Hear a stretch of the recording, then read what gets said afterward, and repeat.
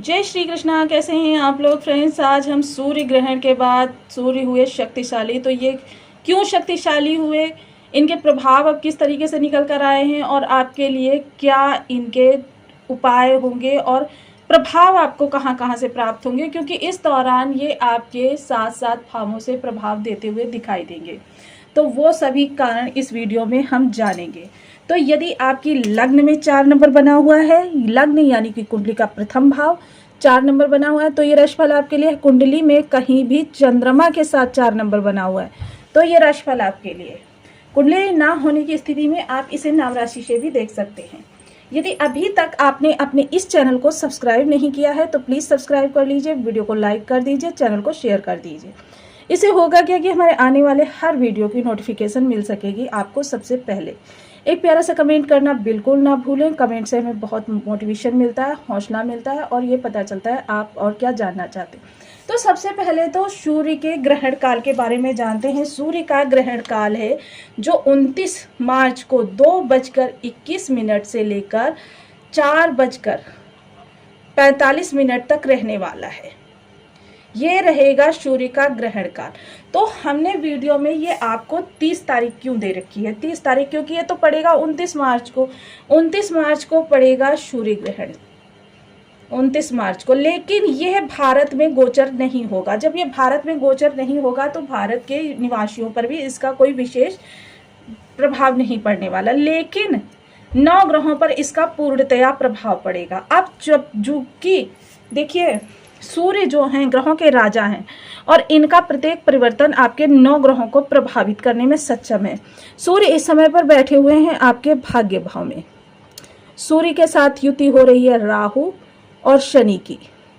इसके अतिरिक्त यहाँ पर बुध और शुक्र भी गोचर कर रहे हैं, जिसके कारण से क्या है कि जो स्थितियां हैं, देखिए हमने 30 तारीख इसलिए दी है कि जब भी ग्रहण होता है, चाहे वो चंद्र ग्रहण हो या फिर सूर्य ग्रहण हो, 6 घंटे से पहले से लेकर 12 घंटे बाद तक सूतक, ग्रह का सूतक माना जाता है, जिसके कारण से उस समय ग्रह किसी भी प्रकार के प्रभाव नहीं देता।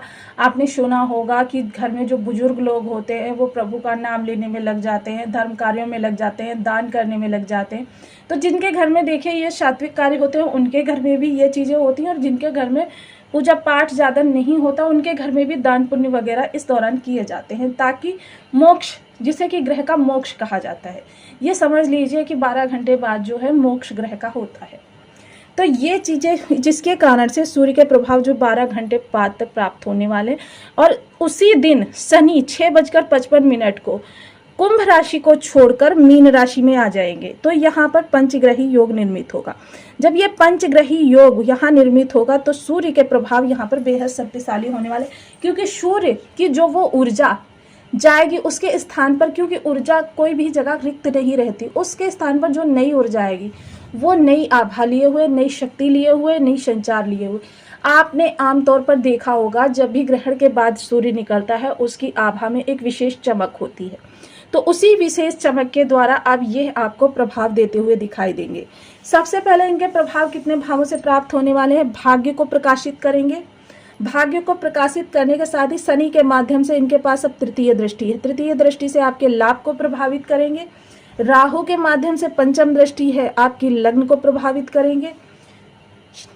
समस्त ग्रहों के पास सप्तम दृष्टि है, आपके कर्म को प्रभावित करेंगे, पराक्रम को। राहु के माध्यम से फिर नवम दृष्टि आपके ज्ञान को प्रभावित करेंगे, और शनि के माध्यम से दसम दृष्टि। इसके अतिरिक्त इनकी जो दृष्टि है वो आपके धन भाव में है। 7 भावों को ये इस समय पर प्रभावित करते हुए दिखाई देंगे। सबसे पहले भाग्य का जबरदस्त रूप से आपको 7 प्राप्त होगा। भाग्य के प्रभाव से इस समय पर आपकी 50% अरिष्टता जीवन की समाप्त हो जाएगी। जीवन में सुख और शांति का प्रादुर्भाव होगा, धन आगमन होगा, धन आगमन के रास्ते निर्मित होंगे। आप बेहद इस समय आभावान तेजस्वी व्यक्तित्व के स्वामी होंगे। जो भी आपको देखेगा वो आपसे इस समय प्रभावित होगा और आपकी नेतृत्व क्षमता का विकास होगा। वाणी आपकी बेहद प्रभावशाली हो रहने वाली है। यदि इस दौरान कहें कि आप किसी रैली को संबोधित करना चाहते हैं, रैली पूरी आपके पक्ष में हो जाएगी। कर्म में कोई गलतियां की हैं उनको फाइंड आउट करेंगे। कर्म के लिए प्रयास करते हुए, बढ़ाते हुए आप दिखाई देंगे। ज्ञान विचार नहीं आ रहे थे तो कर्म संबंधी विचार इस दौरान आपके दिमाग में बहुत तीव्रता से बढ़ते हुए दिखाई देंगे। कर्म संबंधी कोई गलतियां आपने पूर्व में की हैं उनको इस दौरान आप सुधारने के लिए कार्य करते हुए दिखाई देंगे। इस दौरान जो लोग भी प्रेम संबंधों में हैं, थोड़ी सी मिसअंडरस्टैंडिंग, ईगो समस्या आ सकती है, लेकिन कोई चिंता की बात नहीं है। चर्चा करें इस दौरान संतान के लिए, तो संतान इस समय आपकी बेहद प्रभावशाली रहने वाली है। उसके जीवन में किसी प्रकार की अरिष्टता बनी हुई है तो उसका समाधान उसको प्राप्त हो जाएगा। स्टूडेंट वर्ग किसी भी समस्या से जूझ रहे हैं, विदेश जाकर पढ़ना चाहते हैं या उनको पाठ्यक्रम में किसी प्रकार की चीज़ों के अभाव है, वो अभाव दूर होगा। एकाग्रचित्तता उनकी बनी रहेगी। शेयर मार्केट से जुड़े हुए लोगों के लिए समय काल बहुत अनुकूल है। इन्वेस्टमेंट करने से पहले एक बार कुंडली का एनालिसिस अवश्य करवा लीजिए। शत्रु हंता योग बन रहा है। शत्रु आप पर हावी होने का प्रयास करेंगे, किंतु आप बिना कुछ कहे ही शत्रुओं को परास्त कर देंगे। शत्रु बैक बाइटिंग करेंगे लेकिन आपका अहित नहीं कर पाएंगे। ऋण लेन देन से बचें, लेकिन बहुत जरूरी हो तभी लें, और किसी को देने से भी बचें, क्योंकि राहु इस दौरान यहाँ पर साथ में गोचर कर रहे हैं तो आपके लिए धोखा की जैसी स्थिति भी निर्मित हो सकती है।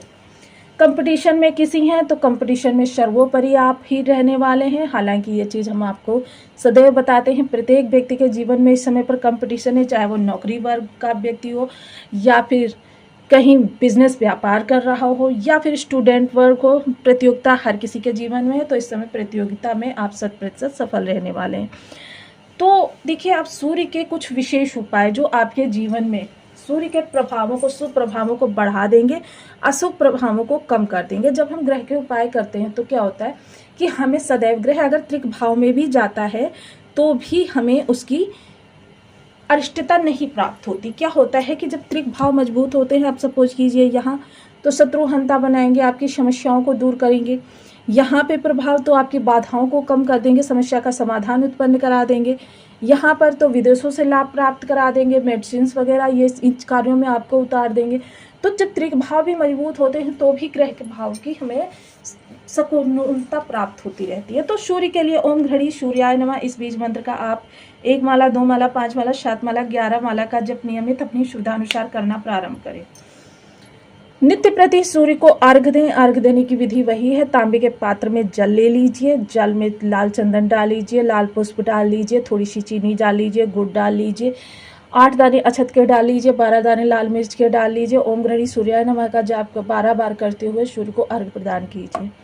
उनमें से कोई उपाय करके आप अपने जीवन में ग्रहों के शुभ प्रभाव प्राप्त कर सकते हैं। तो आपको वीडियो कैसी लगी मुझे कमेंट बॉक्स में जरूर बताएं। चैनल पर न्यू है तो प्लीज़ वीडियो को लाइक, शेयर, चैनल को सब्सक्राइब करना बिल्कुल ना भूलें। मिलती हूँ नेक्स्ट वीडियो में, तब तक के लिए नमस्कार। अपना ध्यान रखें, स्वस्थ रहें, मस्त रहें।